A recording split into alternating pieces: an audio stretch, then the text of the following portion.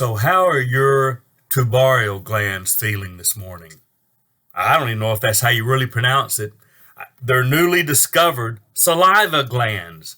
Now, I barely know I have saliva glands. I sure didn't know there was a pair that they had recently discovered, but I read about them at the end of last year. Some scientists discovered what they believed to be a new set of saliva glands.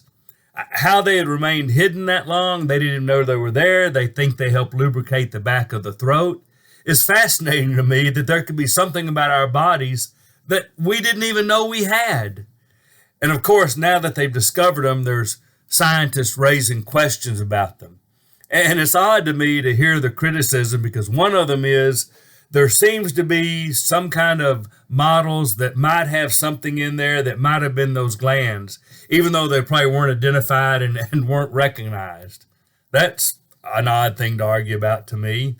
And others say you have to read all the literature, scan all the literature ever written about science anywhere to be sure no one's ever mentioned them before. And of course, it seems to me that even if they have, it's not very significant or nobody talked about it. Because mostly scientists are amazed that somebody's made a new discovery about the body. Now, I think that's interesting for a couple of reasons. One is maybe it's possible that we humans don't know everything like we think we do. You know, I'm always amazed when people act like they have figured out things nobody ever knew and now we have all knowledge. And then all of a sudden, boom, somebody discovers something about us we didn't even know. I wonder how many other undiscovered things there are in our world. Even in our bodies, we probably don't really know everything like we think we do. Which also makes me realize we're probably not the best ones to decide how everything ought to be done because there's so many things we don't know.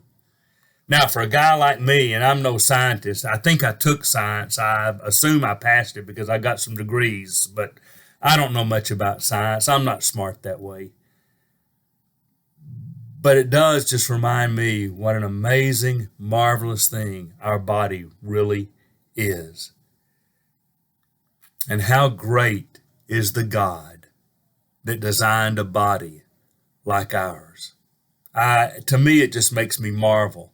And it makes me realize that I would rather trust God who made us in a way that we haven't even discovered yet. And so it makes me want to follow the God who is great enough to create us in a way where things are new and marvelous and amazing that we don't even know yet.